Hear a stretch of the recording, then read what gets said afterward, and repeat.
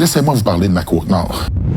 Un endroit où j'adore aller parce que, de un, je viens de là, mais surtout parce que j'adore la nature. La paix qu'on y retrouve quand on est là-bas, regarder les magnifiques levées de soleil, les superbes plages, la brise de l'air salin. On va faire de belles randonnées en forêt. Ensuite, les fruits de mer frais, le poisson qui nous provient de la mer, les soirées sur la plage à regarder un feu entouré des aurores boréales. Allez visiter ma Côte-Nord.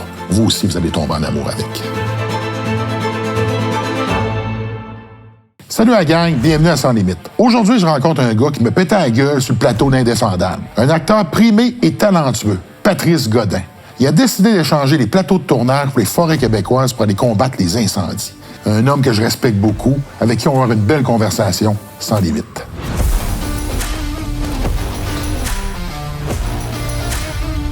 Tu as eu de la misère à trouver la place, Pat? Un petit peu, mais écoute, t'as pas de numéro, rien. Les chiens, tu jappes après toi? Oui. Oui, une chance qu'il était fermé. Hein? Oui, j'ai pas osé ouvrir la porte.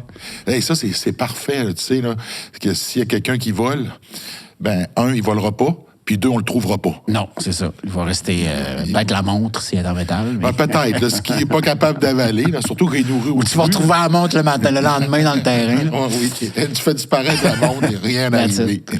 Hey, je suis content de te recevoir. Hey, ben, merci de l'invitation. Super content d'être ici. Vraiment, c'est le fun. Fait pas longtemps qu'on se connaît. Non. On se connaît, je te connais de l'écran, comme ben du monde. On s'est rencontrés sur Indéfendable. Oui, ben on s'était vu avant Altergo. Oui. Avant la pandémie, là, 2017-2018. Ouais, Altergo, d'ailleurs, qui s'en vient bientôt. Ouais. T'étais porte-parole de l'événement, toi avec aussi. vous autres cette année-là. Je pense que j'ai fait 2 ans, 3 ans avec vous autres. T'as-tu aimé l'expérience? Oui, j'ai bien aimé ça, vraiment, parce que je trouve que c'est super important pour ce monde-là, là, d'être entouré puis de participer à des activités sportives, tout ça. Là. On va juste mettre les gens en perspective. Oui. C'est que le défi sportif Altergo, c'est le plus gros événement sportif au Canada. Et on parle de 10 à 12 000 athlètes, si je ne me trompe pas. Puis c'est des jeux pour des jeunes et moins jeunes qui souffrent de déficiences physiques ou intellectuelles. Oui. Donc, il y a beaucoup de disciplines, puis c'est super intéressant. Puis, honnêtement, ça mériterait d'être encore plus connu. Oui, absolument. On devrait prendre les jeunes des écoles, les emmener là pour aller voir ces compétitions-là. Oui. Oh oui, parce que c'est inspirant puis c'est impressionnant. C'est incroyable. C'est très, très touchant aussi là, de voir ces gens qui repoussent les limites parce que c'est des athlètes aussi. Oui. Des athlètes paralympiques. Après ça, ben, il y a l'initiation avec les jeunes du scolaire, préscolaire qui y vont, mais qui participent. Donc, tu fais la promotion de l'activité physique avec des jeunes, oui, qui vivent un handicap, mais eux avec leur handicap, sont normales. Oui. C'est ça qu'explique aux gens. Puis c'est beau à voir. C'est pas parce que sont différents qu'ils sont pas bons, qu'ils sont pas capables de se dépasser. Non, puis ils se dépassent, puis tu le vois. Moi, je me rappelle, j'avais fait la course avec eux autres à l'extérieur, puis j'en voyais, là, puis... Tu sais, à cette époque-là, je suis blessé, je cours moins, mais je faisais des allers-retours, puis je me rappelle d'une jeune, elle avait de la difficulté, puis elle était la dernière, puis elle voulait lâcher, puis on court, puis tu sais, lâche pas. Elle est arrivée à la ligne d'arrivée, elle était contente, ça n'a pas de sens. Là. Puis tu sais, on va chercher de quoi émotionnellement, c'est gratifiant. Oui. Tu sais, ils ont un regard, c'est drôle, parce qu'ils nous regardent, nous autres, ils sont comme impressionnés, mais moi, j'étais impressionné aussi. Oui, c'est clair.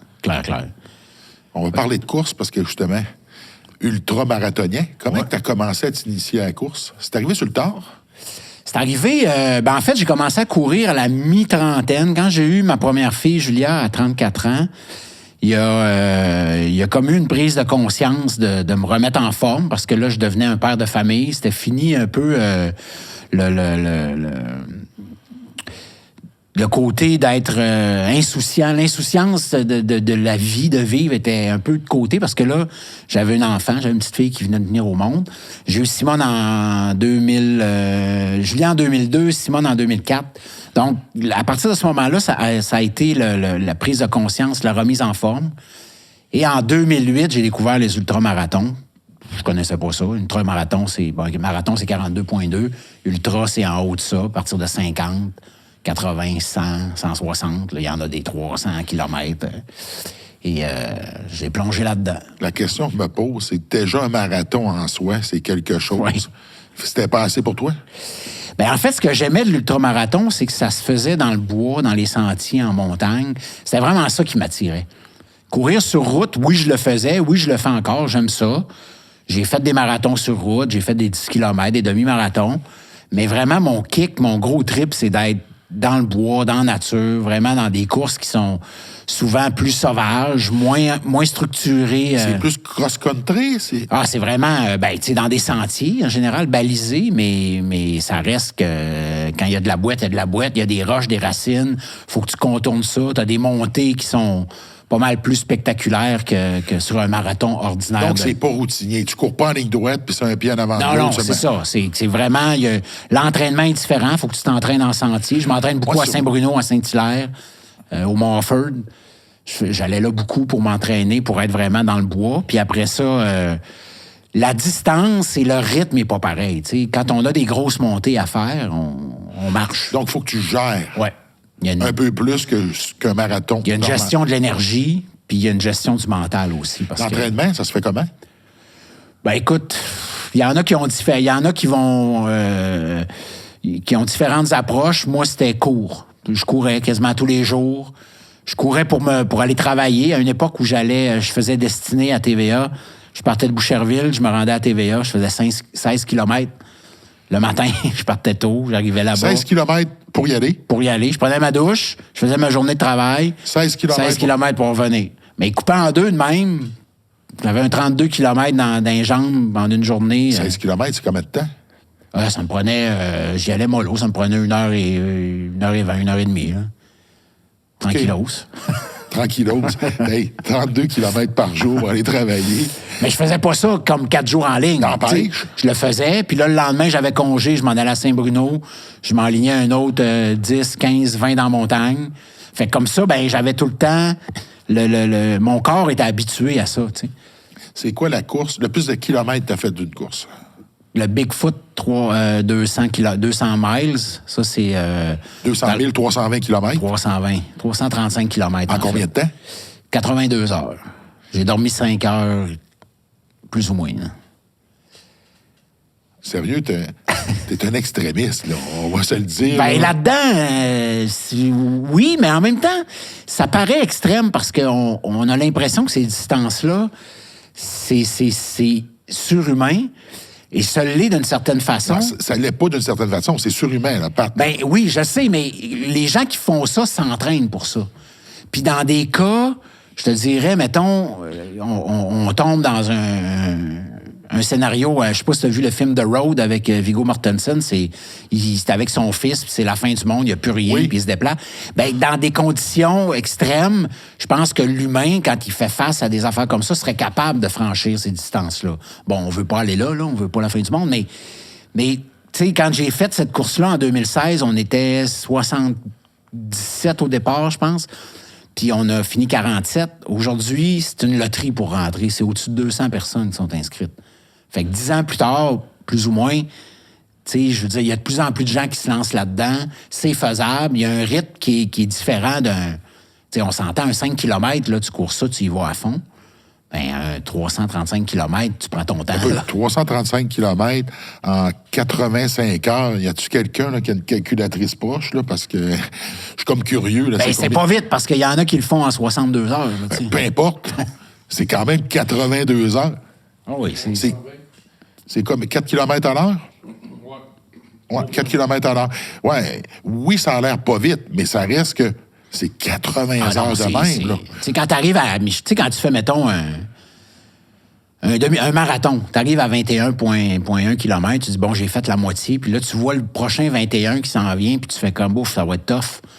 Mais quand tu fais 335, tu arrives à la moitié, faut pas que tu y penses. Moi, quand je suis arrivé au 160e kilomètre de cette course-là, j'ai regardé ma montre, je suis arrivé à une station d'aide, j'ai pris un burger, puis je suis parti en marchant, je mangeais mon affaire, puis je continuais ma course. Puis j'ai pas réfléchi au temps qui me restait. J'étais à peu près à la mi-course en 33 heures. Donc, il me restait presque 50 heures encore à courir, à moitié. Là. Puis je le savais pas, je voulais pas le savoir. Non, tu veux pas le savoir. Mais pourquoi tu fais ça? Au départ, j'avais envie de me dépasser. C'était vraiment une question de... Le premier 160 km que j'ai fait, c'était vraiment, je suis capable de faire ça? Fait que en 2008, quand j'ai vu que ça existait, j'ai fait, faut que j'en essaye un dans ma vie. Fait que de 2008 jusqu'à 2011, qui a été mon premier, je me suis entraîné en fonction de ça. Qu'un jour, je vais courir un 160 km, je veux voir si je suis capable de rentrer ça en bas de 24 heures. C'était ça mon plan. Je me suis retrouvé au Vermont 100, qui est une des courses que j'ai adoré faire. Je l'ai faite 5 fois, je l'ai terminé 4 fois. Et j'ai réussi à le faire en 23 heures et demie à peu près. Puis là, je me suis dit, OK, c'est le lendemain, il n'y a pas question que je refasse ça. Je l'ai fait une fois d'attitude. Puis le surlendemain, je me suis réinscrit pour l'année suivante. Ça devient comme une... C'est comme une drogue. C'est comme l'envie de se dépasser, d'avoir, je suis capable d'aller, de faire mieux. Fait que l'année d'après, j'ai fait mieux. Je suis capable de faire une course qui est plus difficile, qui est plus longue.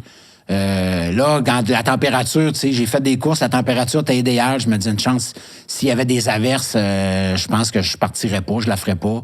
J'ai fait un 160 km en Virginie. Mon dernier officiel, 160 km en 2018. Je veux dire, c'était le déluge au mois de mai en Virginie où on l'a fait. Il y a des places qu'on avait de l'eau jusqu'à la taille dans les sentiers tellement qu'il pleuvait. Là. Puis il y a quelques années, j'aurais fait « je prends pas le départ de cette course-là ». Puis le matin, on s'est tous levés à 2 heures du matin, il mouillait, on s'est tous préparés, on était en dessous de la tente. On était tous secs, tout le monde était là en ligne. Puis là, quand ils ont fait « OK, go, c'est un départ », on est parti 10 pieds plus loin, on était trempés à la vette, puis ça a duré de même pendant 36 heures. Tu sais, la plupart des gens, on pense que... C'est ça, être un athlète, là, on pense que l'aspect physique, l'entraînement, la vraie game, c'est entre les oreilles. Là. Ah oui. C'est pas compliqué. Tu l'as mentionné tantôt, à mi-chemin, il te reste encore 50 heures, tu veux pas y penser. Non. Il y a des phases à travers ta course où, à un moment donné, on réfléchit parce que, veut pas, on tombe dans notre tête. Oui. Oui, puis quand tu tombes là-dedans, moi, j'ai tout le temps dit, faut pas que tu te creuses ton trou. J'imagine que dans les concours d'hommes forts, puis tout ça, c'est la même affaire. C'est la même affaire, c'est différent. Mais mentalement, la game, elle se joue là. C'est ça. Parce que là, tu vas, je sais pas comment ça se passe, mais là, tu vas voir un gars qui lève, il est pas supposé de lever ce poids-là, il lève, là, tu fais comme, oh shit, OK. Fait que là, tu dois être en. Moi, c'était un peu la même affaire. C'est que, tu sais, je savais à quelle place je me situe à peu près dans le groupe. Puis là, tu fais ta course, puis là, tu viens que tu connais des gens, puis là, à un moment donné, tu sais, t'as une journée, ça va un peu moins bien. Là, tu te fais dépasser par une personne. Tu fais, oh, c'est pas normal, ça. Pas normal. Oui, c'est normal qu'elle te dépasse, mais là, tu te dis, cette personne-là, d'habitude, c'est moi qui est en avant. Comment ça fait qu'elle me dépasse? Je vois pas. Puis là, tu creuses ton trou.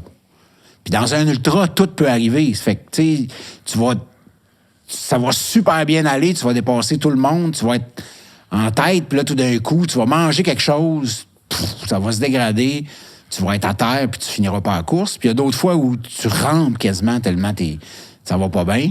Puis tout d'un coup, tu sais pas pourquoi, ça repart. Puis tu sais, ça fait que quand tu réussis à rester dans ce minding-là, que fais-toi-en pas, regarde en avant, avance, t'arrives au bout. Oui, parce que c'est ta game. Oui, on compétitionne contre les autres, puis je reviens un peu là-dessus. C'est qu'à un moment donné, tu vois quelqu'un faire de quoi, ce qu'il fait n'est pas important. Au final, c'est ce que je vais faire. C'est ça. Tu sais, le gars qui te passe, lui, il y a une stratégie qui n'est pas la tienne. C'est ça, il fait son affaire. Il faut juste que tu continues à faire la tienne puis que tu ne tiennes pas compte. C'est juste que c'est difficile parce qu'à un moment donné, comme tu viens de le mentionner, si tu tombes dans le piège de regarder quelqu'un qui fait de quoi puis de commencer à te jouer toi-même dans ta tête, creuser ton trou, comme tu viens de dire, hein, c'est là que tu sors de ta game, puis c'est là que finalement, ça finit qu'il n'y a pas un qui te dépense, puis il y en a d'autres qui passent en avant de toi. Puis tu sais, ces affaires-là, quand tu vois ça, on dirait qu'il y a comme deux attitudes. Soit ça va t'écraser, puis ça va te nuire, ou tu peux te servir de ça pour te dire, OK, bon, là, c'est le temps que j'oppe ma game un peu, que je monte mon niveau. Là. Oui, parce que tu as peut-être une baisse, puis là, on dit, OK. Là, faut te remonter. Moi, je me rappelle, puis c'est drôle parce que l'exemple, c'est quand j'étais à l'École nationale de théâtre, on avait des exercices de chant. On était en 3e année, fin de la 3e année. Puis tout le monde dans ma classe, on était 11, puis on allait devant, le public était là, nos parents, les profs, les autres élèves dans la salle. Tu sais, c'était quand même intimidant. Moi, je suis pas un chanteur, c'est pas quelque chose... puis on chantait des chansons accompagnées au piano par... Puis il y avait des gens dans ma classe qui chantaient mieux que d'autres, dont un qui était vraiment... Mais aujourd'hui, il fait ça, il chante plus qu'il joue, puis il avait une super voix, puis il s'en va chanter une toune d'Elvis. Il passait juste avant moi. Puis je me rappelle pas laquelle toune d'Elvis qu'il chantait, mais il a torché. Vraiment. Puis moi, j'étais là, je le regardais aller, je le trouvais hot, mais là, je disais, hey, moi, je passe après. Là. C'est ça. Là, qu'est-ce que je. Puis moi, je chantais une chanson un peu niaiseuse, tu sais. Je chantais Tarzan est heureux de Serge Lama, qui est vraiment. La toune, c'est une joke. Je la chanterai pas, là, mais vous l'écouterez, Serge Lama, Tarzan est heureux. T'en souviens-tu un petit peu? Non, je chante pas ça. Oui, c'est une petite affaire. Non. Mais là, j'arrive, puis je fais, OK, c'est à mon tour. Faut que ma toune, qui est niaiseuse, faut que je la rende intéressante. Il vient de chanter un Elvis du tonnerre, tu sais. Fait que là, je suis arrivé, puis j'ai parti ma toune niaiseuse, mais je l'ai jouée à fond. Puis à un moment donné, j'ai eu la bonne réaction du public parce que, au lieu d'arriver puis de faire comme, je m'excuse avec ma petite chanson niaiseuse, je suis arrivé, ouais, OK. C'était pop. Tiens ma bière, là, puis je m'en allais chanter ma toune, puis là, bang, bang, bang, j'ai rentré. Puis je l'ai pas clenché, c'était pas une affaire de je vais être meilleur que lui, mais sa performance à lui m'a amené à être meilleur. C'est ça. Fait que souvent, il faut se servir de ça. C'est pas pour écraser l'autre, c'est juste de dire, OK, là, j'ai quelqu'un devant moi qui est fort, qui y va à fond, ben là, c'est à moi à m'élever puis à y aller aussi, tu sais. Fait que t'es quelqu'un de compétitif, hein? Compétitif, mais je te dirais que c'est sain. Je suis pas quelqu'un qui... Je vais pas courir après les médailles, je vais pas... je sais pas, ça m'intéresse. Je suis compétitif vis-à-vis moi-même. Puis j'essaie de me dépasser tout le temps dans tout ce que je fais dans ma vie. Mais, tu sais, moi, honnêtement, je vais être le genre, puis ça m'est pas arrivé souvent d'être le premier d'une course, mais je vais être le genre d'être premier d'une course puis de voir quelqu'un qui en arrache à côté sur le bord puis de voir m'arrêter pour l'aider, tu sais.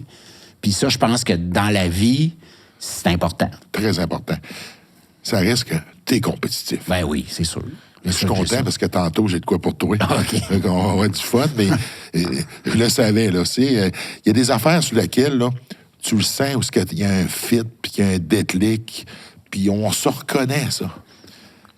Tu t'es blessé, je le sais, tu me l'as déjà raconté. Ça te manque-tu de courir? Oui. Courir comme je faisais avant, là, absolument. Je trouve que il y a rien, il n'y a pas un sport, peut-être, mais encore là, quand j'étais jeune, j'ai grandi sur le bord du lac Saint-Joseph, dans le coin de Québec, puis je faisais de la planche à voile l'été. Ah, t'es de Québec? Oui. J'ai grandi, je suis né à Chicoutimi, mais j'ai grandi... Parle-nous de la blessure, parce que là, on le sait pas, tu t'es blessé une jambe. Je me suis blessé, j'ai eu une malformation au pied. OK. J'avais une protubérance osseuse qui était sur mon talon, qui a fait que ça a causé de l'inflammation chronique sur mon tendon d'Achille. C'est pas l'épine, ça s'appelle... non, c'est pas l'épine de la noire, mais... parce que l'épine de la noire est plus dans le milieu du pied. Si c'est plus en dessous, je pense. Oui. Moi, c'était vraiment sur le talon à l'arrière. Ça a fait de l'inflammation avec mon tendon d'Achille. Ça faisait mal. Je me suis fait opérer. Ils ont râpé cette petite bosse-là. Puis là, ça fait 1 an, puis je rame encore. On dirait que ça va mieux présentement, mais c'est pas optimal. Puis je peux plus courir comme je le faisais avant. Moi, je me levais le matin, je m'habillais en course, je partais... Puis si je pouvais faire un demi-marathon le matin de même, je le faisais, puis c'était pas un problème. J'allais travailler en courant. Le midi, quand je faisais District 31, on avait 1h30 pour dîner. On finissait à midi, je m'en allais dans ma loge, je m'habillais en course. J'allais faire un 5 km, je revenais, je mangeais, je faisais ma sieste. Dans mon 1h30, j'avais le temps de tout rentrer ça, tu sais. Là, aujourd'hui, d'aller courir, des fois, je m'assois sur ma chaise, puis je fais comme... ça va être tough, je vais avoir mal aux pieds. Puis là, je repars à zéro. Fait que, oui, parce que... Il n'y a plus de cardio que j'avais. Puis... Ça, c'est le côté ingrat du sport. Ouais. Aussi haut que tu peux être, quand t'arrêtes, tu perds tout. Tellement vite ce que tu as gagné pendant oui. tellement de temps. Fait que ça, c'est un peu décourageant. Mais là, je suis en train de faire, garde, c'est ça, ton pied. Puis là, j'accepte que je repars à zéro. Ce que j'acceptais pas avant, là. Puis là, la douleur, est-tu encore là? C'est de l'inconfort. Tu sais, c'est pas tant de la douleur. Là, j'ai le pied, comme tu vois, je te parle, puis j'ai mon pied engourdi, tu sais. Puis je suis allé au gym un matin, j'ai fait des... Tu sais, je suis capable... Au gym, je suis capable de faire tout ce que j'ai à faire.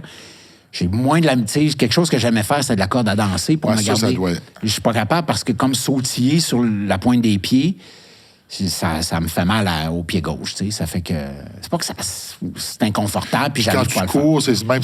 quand je cours, c'est la même chose, tu sais. Il faut que... Sur tapis roulant, je fais des intervalles, ça va bien. Sur route, je commence. Mais tu sais, je fais 5 km, je marche, je cours.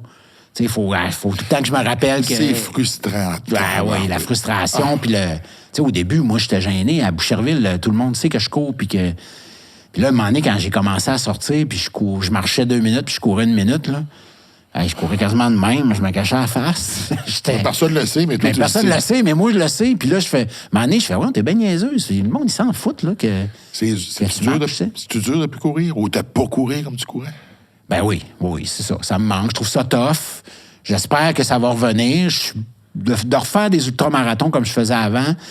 Là, ma vie a quand même changé pas mal avec mon nouveau métier. Ça fait que, tu sais, c'est sûr qu'il y a des. Je mets ça de côté. J'y pense même plus, là. C'est vraiment... Je me replace, je me remets en forme pour courir, pour être capable de le faire. Puis après ça, si ça donne, j'en ferai d'autres. Mais tu sais, à un moment donné, je m'inscrivais à des ultramarathons en me disant, OK, dans 6 mois, moi, être correct. Là, j'ai dépensé de l'argent pour rien parce que je pensais que ça allait me motiver. C'était une façon de te motiver. Ben, ça me motivait, mais sauf que ça me décourageait en même temps parce que le pied, il répondait pas. La douleur, il y a des choses qu'on contrôle pas. Ça, c'est impossible. Fait que j'ai lâché prise. As-tu l'impression que le fait d'avoir changé de métier, parce que maintenant, t'es rendu pompier... Forestier. Sur la Côte-Nord, ouais. Tu penses-tu que c'est une façon de changer la poussée d'adrénaline par quelque chose qui était quand même extrême? Tu fais du marathon... des marathons, t'es dans l'extrême. Pompier forestier, c'est un peu ça. C'est sûr que c'est pas un métier simple, c'est pas un métier facile. Moi, c'est quelque chose... C'est des genres de métiers comme policier, pompier, que j'aurais aimé faire plus que la moyenne des petits gars. Quand on est petit, on veut tout faire ça, là. Mais moi, je suis comme devenu acteur un peu comme... en me disant, je vais toucher à tous ces métiers-là. C'est un peu bizarre, là, ma façon de penser. Puis j'étais très attiré par le cinéma, puis tout ça. Puis quand je suis devenu acteur, ben oui, j'ai joué des boxeurs, oui, j'ai joué des policiers, oui, j'ai joué des tueurs en série. Tu peux tout faire comme acteur. On peut tout faire comme acteur, mais sauf que tu fais pas la vraie affaire, tu sais. Puis là, il y a quelque chose dans les dernières années, quand même depuis longtemps, mais beaucoup dans les dernières années qui me manquait. Cette espèce d'avoir l'impression de faire quelque chose de concret. Parce que quand on joue des personnages, tu fais semblant. On fait semblant de... Tu sais. Puis je me disais, non, il y a quelque chose, j'ai besoin d'aller plus loin là-dedans. Puis c'est un peu venu aussi avec... Tu sais, quand je suis arrivé à Montréal en 87 pour devenir acteur, moi, j'ai grandi à la campagne. Mes parents, je suis pas d'une famille de chasseurs puis de pêcheurs, mais moi, c'était quelque chose, tu sais, je m'achetais Sentier chasse-pêche quand j'avais 10 ans, tu sais. Puis j'avais des couteaux, j'avais des hachettes, puis j'avais une carabine à plomb, j'avais pas des vraies carabines, mais c'est quelque chose qui m'attirait, mais j'avais pas... Puis c'est correct, mais mes parents, ils étaient pas là-dedans, ils étaient pas dans la chasse. Puis c'est tout le temps quelque chose qui me plaisait. Puis quand j'ai fait Survivaliste en 2019... Là, t'as-tu trippé? Ben, j'ai trippé parce que j'ai retrouvé quelque chose... Je suis pas survivaliste, mais j'ai retrouvé quelque chose là-dedans qui est un retour à la nature, de s'occuper, de prendre soin de nous autres, d'être capable de se débrouiller avec la nourriture, d'aller chasser, d'aller pêcher. Écoute, tu nous mets en perspective, là, pour ceux-là qui ne savent pas c'est quoi Survivaliste. Survivaliste, c'est une série qu'on a faite avec ton réalisateur, avec Félix Trépanier, qui est mon grand chum. Puis, ça, c'est notre lien. On s'est connus là. Félix, ils m'ont engagé avec la maison de production pour animer cette série-là. Je pense qu'ils se sont un peu basés sur mon côté ultramarathonien, mon côté autonomie dans les courses. Ton amour de la nature. L'amour de la nature.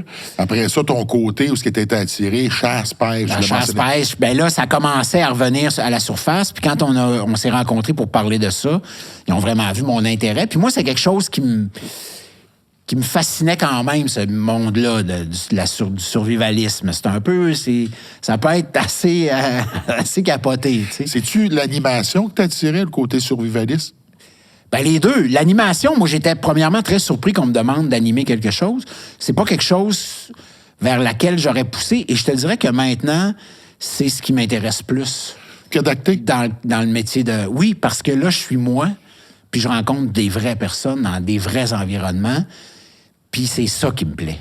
Tu sais, quand je parle avec un survivaliste, j'entre dans son monde, dans son quotidien, dans sa vraie affaire. Puis c'est du vrai, là. Puis toi, t'es vrai quand tu y parles. Moi, je suis moi. C'est moi qui est là, c'est mon linge, c'est mes réflexions, oui, il y a un travail qui est fait avec la réalisation puis tout ça, les questions, mais en même temps, c'est moi qui va apporter ma couleur.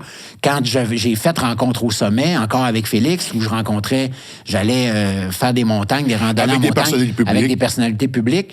Je connaissais les gens, mais on rentrait tu sais, c'était encore moi avec eux dans la vraie vie. Tu sais, c'était... Bon, Sébastien Delorme, j'ai fait ça avec lui, c'est mon grand chum, je le connais. Mais je me suis retrouvé avec Caroline Néron, avec qui j'ai travaillé. Mais Caroline, on est allé plus loin, puis on l'a amenée à faire quelque chose, à découvrir quelque chose en elle qu'elle pensait pas qu'elle avait, tu sais. Fait que ça, j'aime ça, parce que ça m'amène... Puis après ça, j'ai fait sur l'adoption, parce que moi, j'ai été adopté, les gens qui recherchent leurs parents biologiques. Encore là, c'est quelque chose, je suis allé rencontrer des gens qui portent cette blessure-là, puis qui se posent des questions sur leurs origines. Puis ça me plaît beaucoup. Ça fait que je suis encore... Je dis pas que je serai plus un acteur puis que je jouerai plus, mais si tu m'apportes entre un rôle dans une série puis un rôle d'animateur dans une autre série, si l'animation va dans mes cordes, c'est sûr que je vais aller là. Survivaliste? Ouais. T'es allé chez un gars en Ontario? Oui. Oui. C'était quelque chose, là. Ouais. Parle-moi de ça. Le bunker d'autobus. Oui. Écoute, ça a été notre première rencontre. C'est un vieil Américain. C'est un monsieur, écoute, avec ce qui s'est passé dans les dernières années, je ne sais même pas s'il est encore en vie, parce qu'il était quand même très âgé, qui vit en Ontario, dans un petit village. C'est un survivaliste, on va lui donner le bénéfice du doute, il doit être encore en vie. C'est encore drôle. C'est encore drôle. S'il est rentré dans son bunker pendant la pandémie, je suis pas sûr qu'il est sorti. Mais on s'en va là, et le monsieur, lui, a quitté les États-Unis dans les années 50, pendant la guerre froide, parce qu'il avait très, très peur d'une guerre nucléaire. Il est venu se réfugier au Canada en se disant, le Canada, c'est safe, c'est tranquille, il n'y aura pas de problème. Et là, mais quand même, il a peur de ça, puis de la fin du monde, il s'est mis à creuser là-dedans, et il s'est fait un bunker avec des autobus scolaires. Il a acheté, je ne me rappelle plus combien d'autobus scolaires, mais mettons, c'est peut-être plus, c'est peut-être un peu moins, mais mettons une trentaine, quarantaine d'autobus. Il les a toutes... parce que pourquoi les autobus scolaires? C'est parce que la structure est forte. Fait qu'il les a toutes collées ensemble, il les a toutes rabouttées. Il a coulé du béton par-dessus ça. Donc, l'autobus scolaire va pas... Il s'est fait un bunker. Il s'est fait un bunker sous la terre, dans son petit village. Il est passé pour un fou. Je me demande pourquoi, mais il a construit ça. Et au début je pense que son projet était prêt au début des années 2000, quand on attendait le fameux bug de l'an 2000, que tout était supposé d'arrêter, que les avions allaient tomber, qu'il n'y aurait plus rien. Il n'est rien arrivé. Fait qu'il était en retard dans son projet. C'était pour se protéger de la guerre froide. Je pense que la guerre froide, après ça, le bug de l'an 2000. Puis je pense qu'en 2000, le bunker devait être pas mal. Mais nous, on est rentrés là en 2019. Le monsieur, il est vieux, il peut pas l'entretenir. C'est un projet un peu, il appelle ça l'Arc 2, l'Arc de Noé 2. Ouais. Tu sais, déjà là, en partant, c'est pas prétentieux du tout, mais... Et là, on rentre là-dedans, je veux dire, il n'y a plus rien qui fonctionne. Je veux dire, c'est pourri, ça coule de partout, il y a de l'humidité. Il nous montre les toilettes des femmes, et tu fais... Dude, il n'y a personne qui va aller aux toilettes, un homme, une femme, un chimpanzé, il n'y a personne qui va aller aux toilettes là. Je veux dire, c'est dégueulasse. Là, on passait devant des étagères, il y avait des canages qui étaient sur le point d'exploser tellement c'était plus bon. Là, il nous montre, il dit là, les gens vont arriver ici, on va séparer les hommes, les femmes et les enfants. Là, tu fais comme, les enfants, oui, mais il dit, il n'y a pas de problème. On a une pièce ici, quand un enfant pleure, on l'enferme là-dedans. Écoute, c'était complètement ahurissant. Puis, tu sais, quand on est sorti, mais c'était très intéressant à voir. Puis, tu fais, il y avait quand même sa philosophie à lui qui est en arrière, qui était, selon moi, qui est une très mauvaise philosophie. Pour moi, là, c'est sûr que entre le champignon atomique puis ce bunker-là, je m'en allais vers le champignon. Le champignon, hein. Je pense que je choisissais le champignon. Va souffrir moins longtemps. Ça va être rapide, puis that's it. Mais je veux dire, ça tenait pas, là, son affaire. T'sais, c'est dommage parce que tu te dis, si c'était pas aussi hurluberlu dans tout son... Tu sais, il disait, les gens qui vont arriver... Mettons, tu arrives avec ton enfant pour rentrer là, ton enfant est diabétique, il rentre pas parce qu'on n'a pas de médicaments, on peut pas s'en... Mais là, tu choisis comme aléatoirement. Tu peux pas faire ça, là, dans un état où tu te dis que tu vas faire ça pour venir en aide à des gens. Puis tu choisis le monde à qui? Là, tu vas choisir le monde qui rentre, puis il y a un enfant diabétique. Ah non, toi, tu rentres pas. Lui, tu laisses rentrer le parent, pas l'enfant. Oui, bien là, si t'es un bon parent, je pense que tu vas rester avec ton kid dehors, là. Non? Oui. C'est-tu facile de rentrer là? Non. Non, il fallait faire des défis, là, pour... OK. Il nous demandait de travailler. En fait, pour nous autres, avoir accès, de rentrer dans le bunker, il fallait l'aider physiquement. Mais le monsieur, il ne peut plus rien faire, naturellement. Fait que là, il arrive, puis il y a un char qui est monté sur un bloc de ciment, puis le pneu est tout croche, puis il faut que tu enlèves le pneu. Donc là, tu te dis, je suis comme un peu à Fort Boyard, mais trash. C'est-tu un test ou il veut que tu lui rendes service? Il veut que tu lui rendes service. Son pneu, je me rappelle pas trop quoi, mais en tout cas, il a cassé son essieu, puis le pneu était tordu un peu sur le... Puis il fallait défaire le pneu pour qu'il puisse faire remorquer son... Fait que là, ben OK, mais j'enlève mon chandail, puis là, je me remonte mes manches, puis je m'en vais avec le... Changer un pneu, il n'y a rien là. Mais là, c'est tout croche, cette affaire-là. Hey, là, moi, je suis en sueur. Là, la gang me filme, ils sont morts de rire. Là, j'ai l'air d'un tapon, pas capable de changer un pneu. Je pense que j'ai passé 45 minutes à faire ça. Après ça, les gars, pour aller filmer, il fallait partir la génératrice. Là, il dit, la génératrice est là-bas. Là, ils les engueulaient pendant qu'ils essayaient de partir la génératrice. Finalement, on a complété nos épreuves.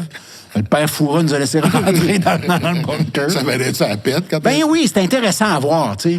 Puis je me rappelle que là, on a fermé les... quand on est rentré là-dedans, ils ferment les portes. Puis, tu sais, s'ils enferment quelqu'un là-dedans, la personne en meurt, c'est sûr. Là, elle reste premièrement, tu vas pas manger les canages qui sont pourris. Ça fait que, tu sais, tu vas mourir là. Es-tu conscient que ces canages sont plus bons? Je suis pas sûr. OK. Ben, en tout cas, c'était... Moi, j'aurais pas touché à ça, mais... Tu sais, sa cuisine, quand tu nous fais la cuisine ici est fonctionnelle, on va nourrir tout le monde. Là, tu fais comme, il n'y a rien de fonctionnel ici, là, présentement. Mais on a fermé la porte. Et là, c'est un bunker. Il n'y a plus de réseau. Bien, la directrice de production qui essayait de rentrer en contact avec Félix, elle avait peur. Elle dit, pour moi, ils sont enfermés là-dedans, puis ils vont mourir là. Tu sais, elle voyait un petit peu... Puis y avait-tu de quoi pour l'air?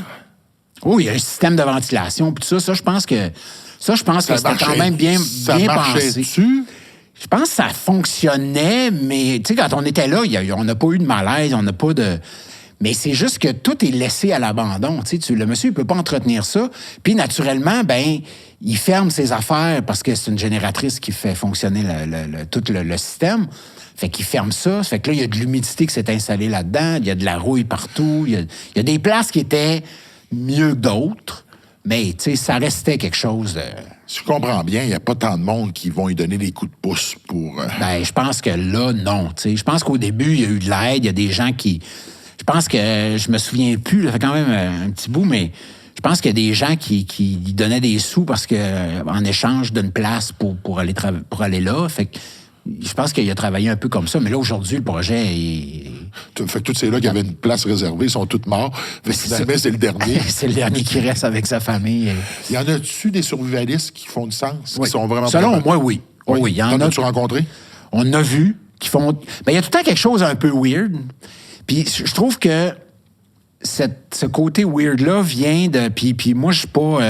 là, je vais dire de quoi en podcast, puis je vais me faire taper ses doigts, mais moi, je suis plutôt pour les armes à feu, selon certains standards, mais malheureusement... Façon, on a le droit. C'est légal d'avoir des armes à feu. Oui, c'est légal. Ben c'est ça. C'est qu'on a des armes à feu légales si tu suis tout le processus, puis qu'il y ait qu'il y a des barrières pour empêcher... Mais ça, on s'entend là-dessus, là.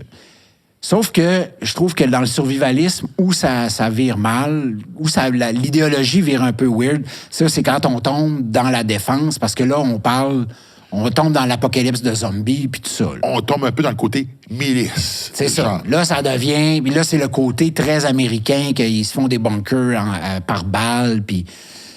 Fait que là, ça devient tout le temps un peu wacky-wacko quand on tombe là-dedans, mais de protéger sa maison, tu sais, d'avoir une conscience que faut protéger sa famille, être responsable de ses proches, d'être capable de se nourrir, de se chauffer, de prendre soin, d'avoir une bonne hygiène, d'avoir ce qu'il faut.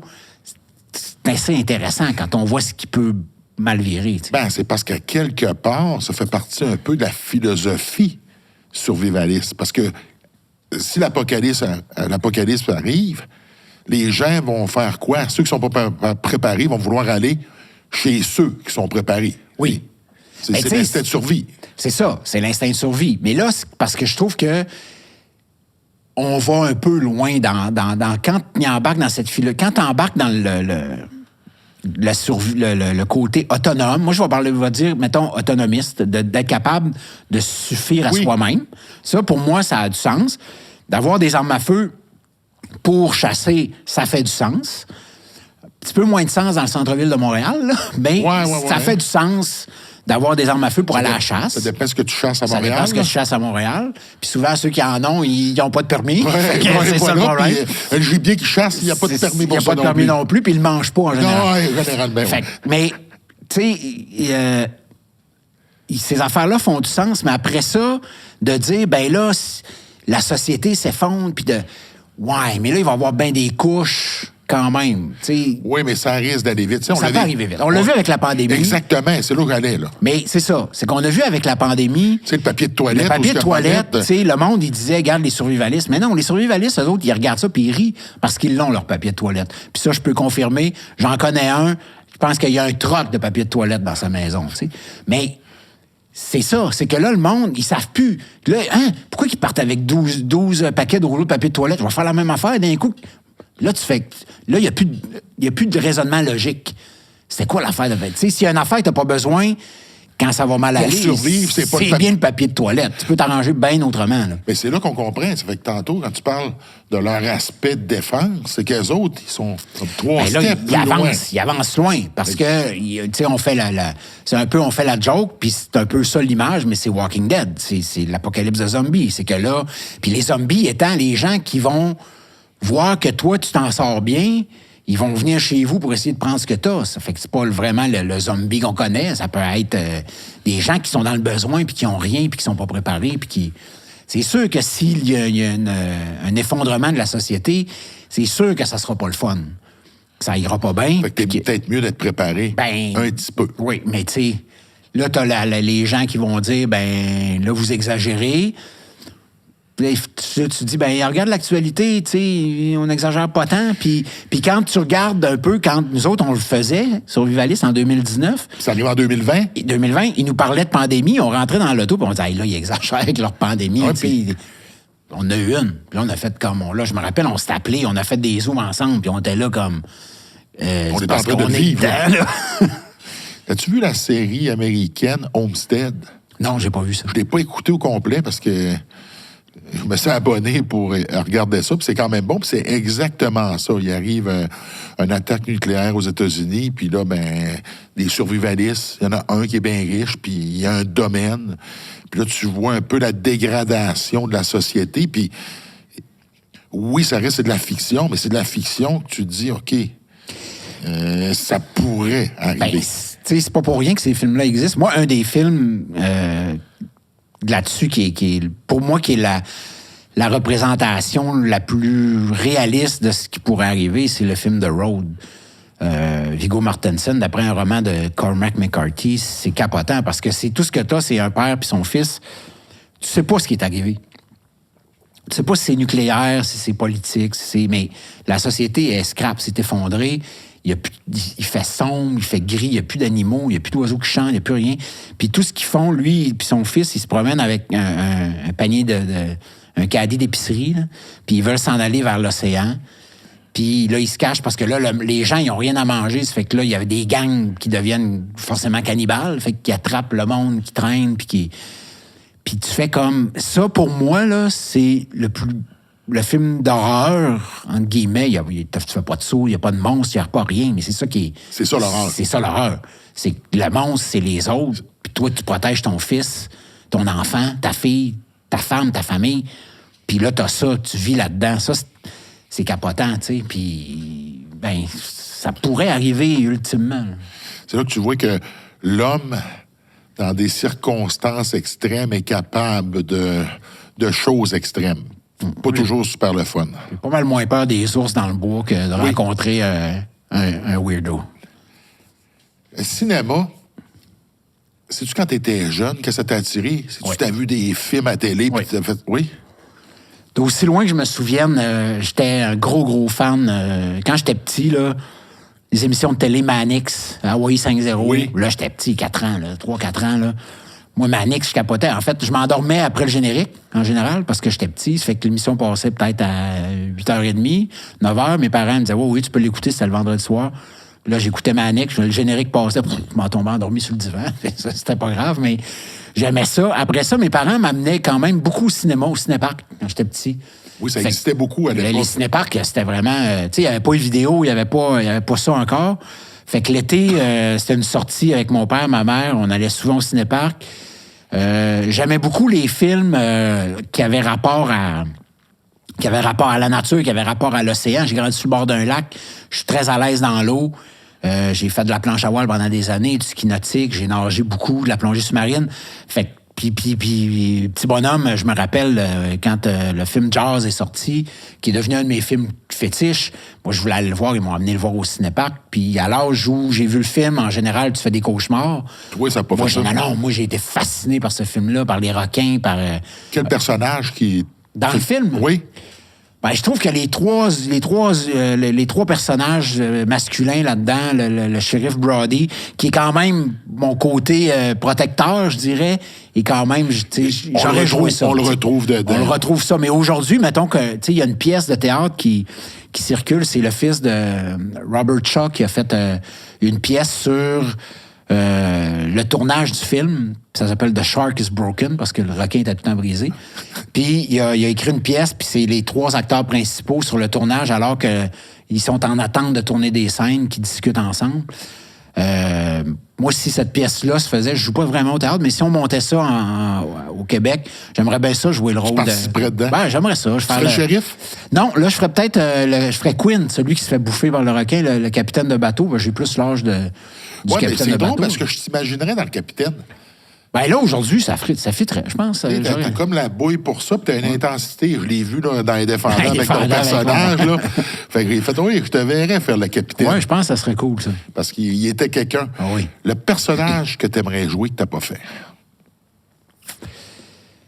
Je te dirais qu'il y en a plus. Il y a pas... Présentement, j'ai tellement changé ma façon de penser, puis mes intérêts sont tellement rendus ailleurs que il n'y a pas de rôle qui m'excite présentement, que je dis, ça, s'il y avait ça, j'aimerais ça. On dirait que je suis passé ailleurs. Tu sais. Si je vais faire un rôle, s'il m'intéresse, si ça donne dans mon horaire, mais c'est hors de question que je mette la sope-feu de côté maintenant. Tu sais. Mon target, c'est de m'en aller... de repartir sur la Côte-Nord le 5 avril, le jour de ma fête, puis commencer à travailler le 7. Fait que, tu sais, j'ai pas de... J'ai une question pour toi. Ouais. Je te connais un peu plus. Je me fais une idée du personnage. Il me semble que je te verrais d'un film d'action. On n'a pas tant au Québec, là, mais un vrai film d'action. À la Rambo, quelque chose de même. Là, parce que t'es... Pourquoi tu dis Rambo? Parce que je trouve que tu y ressembles un petit peu. Le côté extrémiste. Tu sais, la nature. Là, je fais référence à Rambo parce que tu as un côté militaire. T'sais, tout ce que tu viens de me décrire là, ça ressemble un peu à ça. Puis c'est le genre de rôle que je te verrais jouer que tu n'as sûrement pas fait. Oui, c'est sûr que c'est le genre de rôle que j'aimerais un film d'action. Un rôle à la Rocky, à la Rambo, c'est sûr que c'était quand j'étais jeune, c'était vraiment ce qui m'allumait. C'est ça qui t'attirait? Ouais. J'ai quand même réussi à toucher un peu à ça avec Blue Moon. District 31, ben j'étais allé ailleurs. J'ai un peu sorti de mes sentiers habituels. Avec Indéfendable aussi, on m'a amené dans d'autres choses. Mais dès que une fois que ça c'est fait, on me ramène vers le bon gars, vers le rôle un peu... Parce que c'est ici au Québec, c'est ça qu'on fait. Ben c'est un peu ça. Mais là, je vois que... j'en ai vu... Là, il y a une série qui passe, là, que j'ai vu qui va sortir sur les bombes, les gens qui désamorcent les bombes. Oui.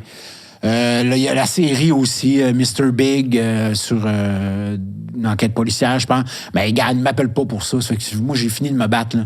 S'ils ne m'appellent pas, ils m'appelleront jamais. Je passe ailleurs. Là. As-tu l'impression qu'à un moment donné, ils cassent certains comédiens dans une case et c'est ça que tu joues, puis qu'on n'ouvre pas tant les horizons pour les emmener ailleurs? Ben, je pense que oui. Je pense que tout le monde est un peu victime de son casting. Moi, j'ai été chanceux dans les dernières années parce que justement, avec District, on m'a sorti. Il n'y a personne qui m'attendait en policier psychopathe.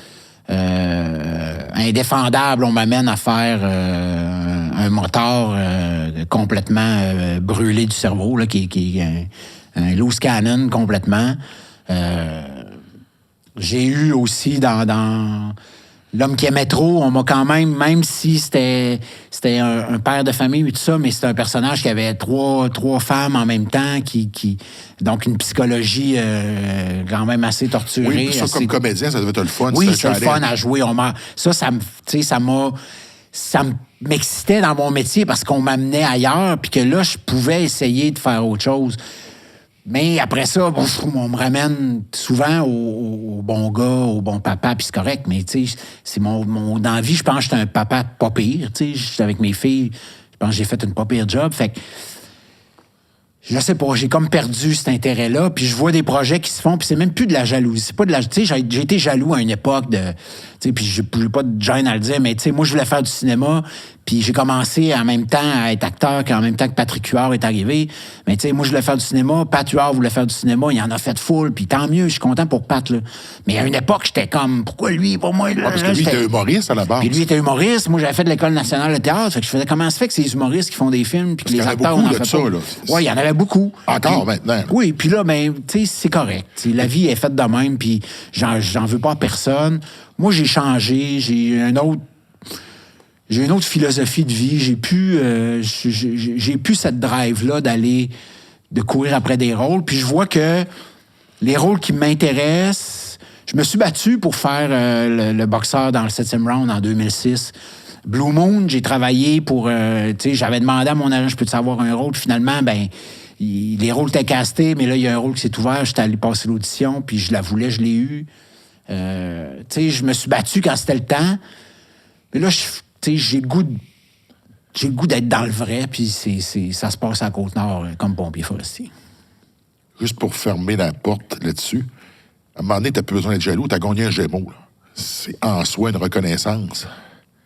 C'est dans une carrière, de gagner un Gémeaux, ça fait en sorte que je pense que tu as bien joué ta carrière, que tu as été quelqu'un qui a eu du succès et qui est très respecté dans le domaine. Ben, je pense que, tu sais, ça, je pense que oui. Puis, tu sais, quand je parle de la jalousie, là, la jalousie, elle venait beaucoup avec l'ego, puis avec l'impression que. Puis j'étais jeune, là, tu sais, je parle pas, j'étais pas jaloux il y a 4 ans, là. Je parle, j'avais. Au début de ta carrière. Au début de ma carrière, entre 25 puis 30 ans, là. Beaucoup. Puis je pense que c'est l'ego qui jouait beaucoup là-dedans. Puis c'était aussi peut-être l'impression un peu arrogante que le métier me devait quelque chose. Mais les métiers qu'on fait ou les gens avec qui ils nous doivent rien, là. Il n'y a personne qui ne doit rien dans la vie. Là. C'est à toi à faire ton chemin. Il faut le mériter. Il faut que tu le mérites. Il faut que tu fasses ce que tu as à faire. Peut-être que je m'y suis mal pris. Peut-être que, je sais pas. Mais puis en même temps, j'ai une super belle carrière. J'aurais aimé ça faire plus de... Oui, j'aurais aimé ça faire des films, puis de vivre de ça, de juste faire des films. C'est pas ça, c'est pas de même au Québec, tu sais. Tu sais, il y a des acteurs, il y a Michel Côté qui est un grand acteur qui a quand même fait brou pendant je sais pas combien, 25-30 ans, puis lui, il a une carrière à faire surtout des films. Ben, c'est super, tu sais. Mais au Québec, on n'a pas ce bassin-là de population pour avoir des carrières de cinématographiques, juste ça. Puis c'est très peu de gens qui le font, puis je suis super content pour eux autres aujourd'hui. Cette jalousie-là était mal placée, en fait. On gagne-tu bien sa vie comme acteur au Québec? Ben, quand tu tournes, oui, je pense que oui. Mais le problème, c'est que tu fais... Moi, j'ai pas de problème. Quand je tourne, j'ai des bons cachets. C'est sûr que c'est en rien comparable avec ce qu'on voit aux États-Unis. Puis je pense que les gens, ils font pas la différence. Non. Ils pensent qu'on a le même salaire que Brad Pitt. Je vous confirme que c'est pas le cas. Pas du tout. Il n'y a personne ici qui fait un gros salaire. Ceux qui font énormément d'argent, ils travaillent énormément, ils travaillent tout le temps, puis ils font plein d'affaires. Ils tournent, ils jouent au théâtre, ils font de la radio, ils font de la pub, ils font des voix, ils disent non à rien. Tu travailles. Ça devient comme assez intense. Puis dès que tu arrêtes de travailler, il n'y a plus rien qui rentre. On n'a pas de chômage, on n'a pas rien, on n'a pas de filet. On n'a pas un filet là, quand... tu sais, dans la pandémie, quand ça a repris les affaires... avant que ça reprenne, on a fait des demandes pour avoir des sous aussi. Moi, c'est ma compagnie. J'ai remboursé ces sous-là. Après ça, j'ai travaillé beaucoup en 2021. En 2022, je suis tombé un peu dans le vide, mais là, il n'y a plus rien qui rentre. Là. Ça fait que tu te retrouves à comme l'argent que tu as fait l'année d'avant, ben là, l'impôt vient te chercher. Puis là, ben ça rentre pas, tu sais. Fait qu'il faut que tu travailles tout le temps pour maintenir ton niveau de vie. En quelle année t'as gagné ton Gémeaux? Je pense que je l'ai gagné en septembre 2019. 2020... Bon, je vais checker. 2021? Non, 2019, parce que c'est avant la pandémie. Après ça, ça a été fermé, mars 2020. Tout a été fermé. On a comme vraiment rouvert les affaires au mois d'août 2020. 2020. Après ça, en 2021, c'est là que ça a reparti un peu plus. Fait qu'on a fait Rencontre au sommet, on a fait L'homme qui aimait trop. Comment tu fais pour gagner un Gémeaux puis avoir de la misère à trouver l'ouvrage? Je pense que... Encore là, je pense qu'on a une perception... Gagner un Oscar à Hollywood, ça change une carrière. Peu importe qui va gagner l'Oscar. Ça devrait être la même affaire ici. Ici, non. Parce que... Tu sais, je me rappelle, je pense que c'était Élise Guilbeault que j'adore, puis avec qui j'ai travaillé beaucoup, qui est une amie, puis elle m'avait conté, quand on tournait Emma en 2020, qu'elle a gagné, en début de carrière, elle avait gagné un Gémeaux, puis elle a été comme 2 ans sans travailler après. Parce que les gens, c'est comme si, ben là, ils travaillent beaucoup. Je sais pas si... pour les acteurs, je pense pas que ça n'a pas tant un impact, en fait. Pourtant, ici. C'est un peu le monde à l'envers. C'est une reconnaissance qui dissocie des autres, quelque part. C'est un gage que tu fais quelque chose d'exceptionnel là, dans ton travail. Ben, tu sais, moi, j'ai un peu de misère avec ça. Je trouve, premièrement, il y en a beaucoup de galas, il y en a beaucoup de prix. Là, c'est sûr qu'il y en a une couple qui ont tombé. T'sais. Un prix du public, c'était super intéressant, ça aussi, parce que c'est vraiment les gens qui... Mais encore là, c'est des votes, puis tu votais pour gagner des prix, puis là, tu sais, fait que... Je sais pas, les prix, pour moi, c'est pas... Moi, là, comme acteur, ce que j'aime, c'est quand il y a des gens, puis en général, les gens sont très polis, sont très gentils, qui viennent te voir, puis c'est arrivé... Tu sais, à un moment donné, moi, j'avais plus le sens de ce que je faisais comme acteur. Je fais, on sert à rien, là. On fait de quoi? Ça passe 6 mois plus tard à la TV. On entend à peine parler si Hugo Dumas fait une chronique sur notre série puis qu'il l'a aimé. Sinon, on n'entend pas vraiment parler à part dans notre famille.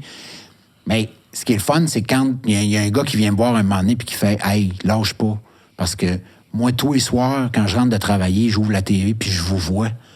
Puis ce que vous faites, vous êtes bon, puis ça me fait du bien. Puis là, le gars, c'est pas... il travaille dans la construction, là. Ben ça me... Tu sais, ça, c'est un beau prix, là. Quand tu te fais dire ça par les gens du public qui te rencontrent sur la rue ou à l'épicerie ou au centre d'achat, ben ça c'est le fun, tu sais. En tout cas, je peux te dire qu'avec Indéfendable, quand j'ai dit que je t'avais rencontré, je suis là-dedans, puis là, tout le monde m'en parle parce que c'est une grosse série au Québec. Ben, t'es vraiment aimé, là. Vraiment, vraiment aimé, parce que quand on mentionne ton nom, quand je mentionne ton nom, toujours des bons commentaires, puis c'est toujours, hey, lui, je l'aime, cet acteur-là. Ben, ça, tu vois, pour moi, c'est plus qu'un Gémeaux, là. Donc ça, c'est la vraie paye, là. Oui, ça, est clair, c'est là. Ça, quand, tu vois, j'aime le Gémeaux, je suis content, je l'ai gagné, c'était un beau moment, mais c'est ça, c'est un moment, tu sais. Mais de dire que dans ma carrière, ça fait 30 ans que je fais ce métier-là, puis que je suis arrivé à être aimé du public, que les gens aiment ce que je fais, puis quand je passe à la TV, ils sont contents de voir que je suis là, ben pour moi, c'est le plus beau des prix. Là. As-tu l'impression que tu as fait le tour? C'est pour ça que ton métier de pompier t'amène à faire quelque chose, tu vas rechercher une satisfaction personnelle de dire que tu fais une différence? Ben, j'ai fait le tour. Tu sais, moi, je suis pas quelqu'un... Je suis pas passionné de théâtre. Fait que j'ai aimé ça jouer au théâtre avant, puis j'ai plus envie de le faire parce que je trouve que ça me satisfait pas assez. Puis moi, je suis quelqu'un, je veux passer vite à autre chose, tu sais. Puis jouer la même affaire pendant 25 soirs d'affilée, je me tanne vite. C'est plate, mais je suis comme ça. C'est pour ça que la caméra, j'aime ça parce que ça va vite, on passe, puis on change. Après ça, un autre projet. Pas quelqu'un qui est nostalgique non plus. Fait que j'ai peut-être fait le tour. Hein. J'ai pas... Tu sais, je vois pas qu'est-ce qui pourrait faire que je rallume vraiment pour de dire je continue puis j'investis toutes les années qui me restent à poursuivre ce métier-là. Mais tu sais, de pompier, oui, j'ai envie de faire une différence dans le monde actuel. J'ai envie de me mettre.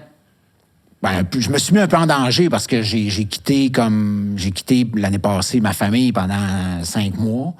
Je suis parti faire un métier que je savais pas si j'allais être bon, si j'allais être capable de le faire, si j'allais être à la hauteur des gens qui étaient là. Puis je suis arrivé là-bas, puis j'ai rencontré des amis pour la vie.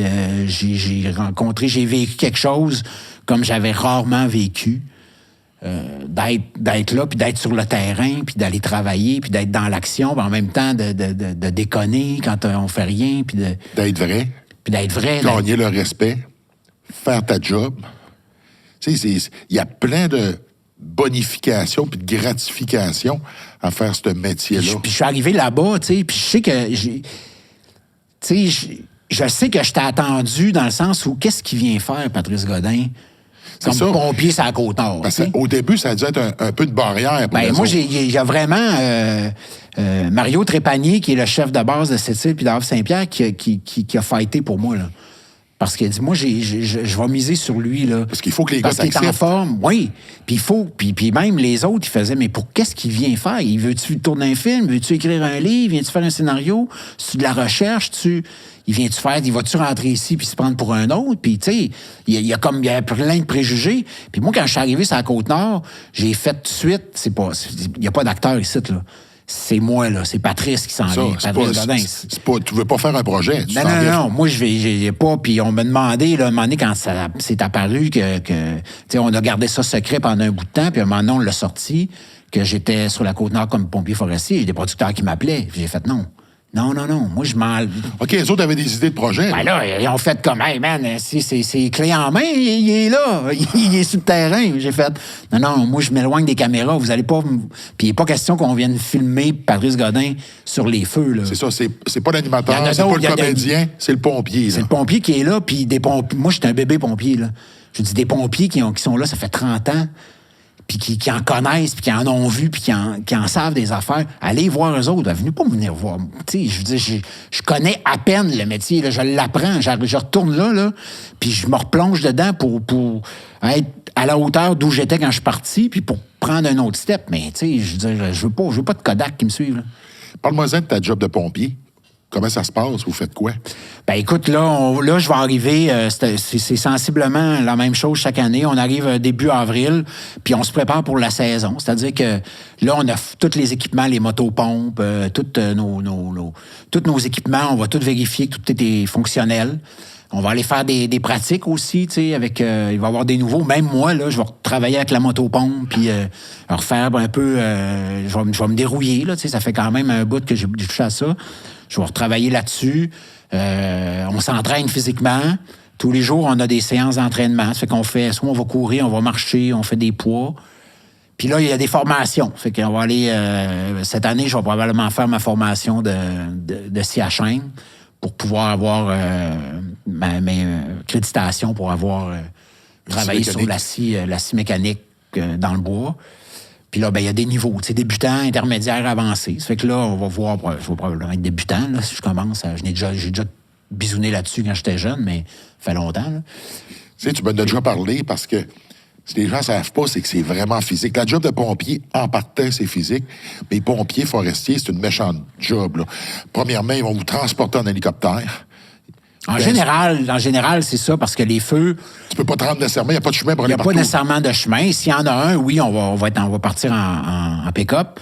Puis les pick-up, on appelle ça le pick-up d'attaque initiale, il y a tout ce qu'il faut dans la boîte. C'est prêt à partir.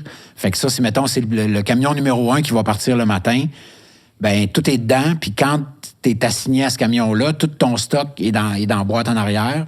Là, l'équipe, on est en général, cette équipe-là, on va être 3-4. Puis là, ben s'il y a un call, on a besoin du camion. Camion numéro 1, il part. Puis là, les autres, on est stand-by. Mais en général, sur la Côte-Nord, ben là, ça va être l'hélicoptère parce que les feux sont loin, il n'y a pas de chemin. Ça fait que là, ben là, le premier départ, si c'est pas le camion, c'est l'hélicoptère. Là, tu vas être assigné à cet hélicoptère-là. La même affaire, l'hélicoptère est loadé, on l'a préparé. Là, ils vont vous dropper, il faut faire une place pour dropper ça. Là, on va survoler le feu. Fait que le chef de lutte qui est assis en avant, lui, il va prendre toutes les coordonnées. Bon, le feu est exactement à tel endroit. Les coordonnées GPS. Après ça, il va mesurer la circonférence à peu près du feu, là, combien il fait d'hectares. La force. C'est un feu, tu sais, c'est-tu un feu qui débute? Es-tu moyen? C'est une grosse affaire qui va s'étendre? Après ça, où c'est qui est nous autres, on travaille avec les motopompes. Fait que ça prend un point d'eau pour l'arroser. Les points d'eau sont pas nécessairement au côté. T'as pas de bonne fontaine à toutes les... Non, c'est ça. Fait que là, ben, le point d'eau, il peut être à 1 kilomètre, là. Fait que là, on va aller... On va trouver une place pour se poser. Là, on va prendre le stock. Puis là, on va descendre la motopompe au point d'eau. Puis là, soit on va monter la les motopompe, tuyaux, c'est une pompe qui va pousser l'eau. Qui va pousser l'eau dans les tuyaux d'un pouce et demi. Tu vas mettre 1 kilomètre de boyau. On va mettre les tuyaux, c'est 100 pieds. Bien là, on va rabouter les tuyaux. Soit on va les descendre vers le feu, ou soit on va les monter vers le haut de la montagne. Puis là, ben on va s'en faire dropper d'autres. Puis après ça, nous autres, l'idée, c'est de ceinturer, de faire le tour du feu avec de la hausse pour l'arroser. Ça fait que là, il y a d'autres équipes qui vont se joindre à nous autres, dépendant de la grosseur du feu. Hey, ça en fait de la hausse, ça? Oui, c'est du stock. Hey, puis c'est pesant? C'est lourd. Les sacs de hausse... Hey, c'est de la job en tabarouette, ça? C'est 50-60 livres sur le dos à monter dans la montagne, puis... Tu pensais-tu que c'était ça que tu allais faire quand t'embarquais là-dedans? Oui, je savais que c'est physique, là. Mais de même? Oui, je m'attendais à ça. Je savais que... Mais tu sais, c'est pas tous les jours que c'est comme ça non plus. Non, une fois que la hausse, on a parti ça, tu sais, l'attaque initiale, il faut se grouiller parce que faut stopper le feu le plus vite possible. Tu sais, il faut essayer de le maintenir le plus vite possible. Fait que ça, c'est sûr que ça demande une grosse décharge d'adrénaline parce que t'as pas le temps de niaiser. Là. Tu débarques la hausse, il faut que tu attires, t'en fais dropper par les hélicoptères. Pardon, il y a d'autres équipes qui s'en viennent. Puis là, ben on travaille, tu sais, dépendant de la grosseur du feu. Nous autres, on va être droppés là, il y en a qui vont être droppés plus loin. Puis on va aller, tu sais, toi, tu vas être là-bas, moi, je vais être ici. Le but, c'est d'aller se taper dans la main, tu sais, puis de rejoindre nos tuyaux ensemble. Puis de ceinturer le feu, puis là, on l'a maîtrisé. Puis là, tu es dans le bois. Là, on va se le dire, là, c'est pas tout le monde qui savent ça, mais quand tu vas dans le vrai bois... Oui, il n'y a pas de sentier. Il n'y a pas de sentier. Non, tu le fais. C'est tough en tabarouette. Puis là, c'est là que c'est le fun que tu as un gars de scie, parce que... Tu sais, moi, j'ai fait des feux, puis mon ami Tristan, il était en avant, puis avec un autre pompier, ben il ouvre le chemin. Fait que nous autres, on est en arrière, puis on descend la hausse, puis dans son chemin, ça fait que ça, on sauve du temps à tabarouette. Parce que, puis c'est sûr qu'il fait pas un beau petit sentier, il fait pas des petites marches, là. Il roule, il coupe. Mais ça va être mieux que si tu coupais pas, parce que sinon, tu passes par-dessus les soucles, les bois tombés. Puis là, tu prends des débarques avec des grosses bottes. Non, c'est assez drôle. C'est plus dur que de faire des ultramarathons. Ah, mais c'est faire un ultramarathon avec des bottes à cap, pas de sentier, habillé en Omex. Fait que t'es habillé, tu sais, avec un casque à la tête, avec un sac qui pèse... si tu traînes de la hausse, il va peser 45, 50, 60 livres. Puis après ça, ben, tu sais, nous autres, on a un sac aussi avec nos affaires, souvent notre lunch. Je donnerais pas mon nom pour faire ça. Tu viens de me décourager. Mais c'est le fun. Puis tu sais, il y a plein... Puis ce qui est le fun, c'est que c'est du monde de plein de places qui sont là, puis d'âges différents, tu sais. Moi, j'arrive là, j'ai 56 ans, puis je travaille avec mon ami Tristan, il a 23 ans, puis j'ai jamais vu un gars travailler de même. Puis c'est un leader naturel, puis qu'il drive ça, puis il dit de quoi, tu l'écoutes, puis ça fait du sens, puis je trouve ça le fun. Je travaille avec un gars de... Tu sais, je dis... c'est malade. Puis là, ben après ça, je rencontre des pompiers qui ont mon âge, puis que ça fait 30 ans qu'ils sont là. Ça fait que... Moi, je suis pas là, puis je fais pas comme... Oh, ouais, là, il me parle, puis je fais, OK... Yes, sir. Puis j'apprends des trucs tout le temps. Je suis tout le temps en train d'apprendre. C'est du fun, ça. Et je t'écoute parler, là, puis la passion que Ah t'as, ouais, là, c'est J'ai hâte incroyable. de partir, là. La première fois que tu fais face à la bête, Au feu? oui. T'as hâte. Moi, j'ai été... ce qui est arrivé, c'est qu'il y a eu les feux début juin. Il y a eu des feux qui ont pété dans le coin de Bécomo puis de Manic-5. Puis... Tu savais que c'est mon coin, ça. C'est ton coin, oui, c'est ça. Puis là, on est parti, nous autres, on était à Havre-Saint-Pierre, on est parti à Sept-Îles. Puis là, il y a eu un mouvement de pompiers. Les pompiers de Sept-Îles sont partis, les nouveaux, les nouvelles, sont partis...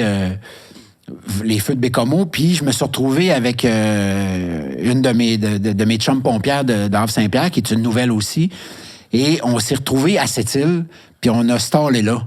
Parce qu'en fait, il n'y avait plus besoin de personne, il y avait du monde en masse qui travaillait sur les feux là-bas, puis il y avait quand même s'il y avait besoin de monde, ben il y avait besoin d'équipes à Sept-Îles, parce que s'il y avait des feux qui pétaient à Sept-Îles puis qu'il n'y a pas de pompiers, il fallait qu'ils gardent des équipes. Fait qu'il y avait quand même l'équivalent de 2 équipes mobiles à Sept-Îles. Puis à un moment donné, même, il n'y avait même pas d'hélicoptère pour nous amener. Fait on est resté comme un peu stallé à Sept-Îles pendant presque 10 jours. Puis un matin, puis là, ben, on était à l'hôtel Sept-Îles, puis on était à l'hôtel. Puis le matin, on arrivait sur la base à 7 heures, puis ça, mais... Puis on s'entraînait, puis on se préparait. Puis à midi, on était habillés, prêts à partir au feu. C'est de quoi? Juste pour expliquer... T'es pas en caserne, t'es stand-by pareil. Oui. Puis là, il faut que tu restes prêt parce que... c'est pas une caserne, c'est comme c'est un garage. En fait, on est vraiment à la base, là. On était... C'est juste pour référence, parce que la plupart des gens s'imaginent une station de pompiers. Non, c'est ça. Vous avez une base, mais vous êtes stand-by parce que ça brûle. C'est à côté de l'aéroport, parce que les hélicoptères, puis tout ça, les avions citernes sont là aussi. Puis là, un matin, il est 6 heures du matin, je suis dans 5h30, je me suis levé, je me suis préparé un café, j'étais en train de m'habiller, j'ai mis mes pantalons, puis j'étais en pied de bas, puis je bois mon café, puis mon cellulaire vibre, puis je réponds. C'est l'agent à Sept-Îles qui fait « Pat, il y a un feu, t'es-tu prêt parce que tu t'en viens à base, vous partez, toi, puis il me nomme 2 autres pompiers. » Puis là, je fais « You bet que je pars. » Là, j'ai pogné mon stock, je me suis dépêché. J'arrive à la base, puis l'hélicoptère était prêt, puis on est parti. Là, j'avais hâte, tu sais. J'avais hâte. T'es-tu nerveux? Non. Non, j'ai une photo dans mon sel, je suis de même dans l'hélicoptère. Tu sais, j'avais hâte d'y aller. Là. Ça faisait 10 jours que j'attendais de partir au feu. Puis là, j'étais dans une attaque initiale, un gros feu qui partait dans la montagne. Puis j'étais avec des gens avec qui j'avais mon chum Vincent qui était dans l'hélicoptère avec moi, qui est un pompier d'expérience, qui est un bon pompier. Fait que, tu sais, j'étais en confiance. La pilote d'hélicoptère, je m'étais mis de chum avec depuis un bout. On avait bien du fun ensemble. L'autre pompier qui était là, qui avait la charge du feu à ce moment-là, aussi, j'étais en confiance. Fait que, tu sais, je suis bien entouré. Il y a d'autres gars qui sont arrivés après. Puis, tu sais, c'est comme, j'embarque, puis là, je suis, puis on a fait toute qu'une journée, là. C'est chaud? Oui, parce que même si t'es pas dans le feu, tu sais, c'est en plein soleil, on est dans la montagne. Quand t'arrives au feu, ben c'est sûr, tu sais que... Mais tu penses... À un moment donné, t'as tellement sué que t'as plus de sueur, là, tu sais. Puis il faut vraiment s'hydrater, il faut vraiment prendre soin de ça. Il faut s'assurer que nos chums le font aussi, tu sais. Ça fait que... Bois de l'eau, on se passe le mot. Parce que votre job, c'est pas tant d'éteindre le feu que de l'empêcher de se propager. Ben là, la première job, c'est de maîtriser, tu sais, de maîtriser le secteur dans lequel on va être assigné. Parce que comme tu sais, les feux, on a fait c'était un petit feu, ça fait qu'on l'a fait à peu près, on était une dizaine, là. Fait que ça, on l'a contrôlé quand même relativement rapidement. En 24 heures, c'était fait parce que c'était pas un gros feu, mais il fallait pas qu'il s'étende. Ça fait que là, l'idée, on est vraiment arrivé à temps, puis on l'a empêché. On l'a bien ceinturé, puis on l'a empêché de s'étendre. Mais il y en a des feux qui sont gros, c'est que là, on va avoir des secteurs, puis nous autres, ben c'est ça, c'est de s'assurer qu'on va empêcher que ça se développe. Mais à un moment donné, on a beau faire ce qu'on a à faire, le vent se lève, change de bord. Là, la chaleur, plus la journée avance, plus le feu prend de la force. Fait que des fois, on est obligé de reculer puis de s'en aller. Parce que ça va vite, le feu, là, des fois. Ça va vite, certain. Fait que, tu sais, il y a tout ça à tenir en compte. On a beaucoup on a des gens en hélicoptère qui surveillent, qui sont notre point d'observation. C'est l'observateur qui va nous dire, OK, là... Puis, tu sais, des fois, on fait, hey, il me semble que là-bas, ça a l'air à chauffer pas mal. Mais là, non, c'est beau, là, je surveille ça, mais en tout cas, là, tant que le vent change pas, c'est correct, vous êtes safe. Puis, tu sais, il y a une communication qui est tout le temps, importante. Tout le temps. Puis d'avoir un œil extérieur qui surveille, d'avoir un point d'observation, ça, c'est... C'est le fun d'avoir ces détails-là parce qu'on voit pas ça de même. Fait que t'es pas mal excité, fait que c'est le bon moment. C'est là que t'as challenge. Oh, tabarouette. Pas au tir au poignet, toujours. Non, non. Bon, ben, Pat, je pense que tu te fais une idée un peu, ça va être quoi le défi. OK. On a chacun un marteau, on a 5 clous. OK. Félix va venir nous donner le signal de départ. OK. Il faut le premier qui finit. Le premier qui finit. Tabarouette. Comme les cowboys. All right. Here you go. Tu Oui, prêt? oui, je suis prêt. Ouais, je suis prêt. Go. 3, 2, 1.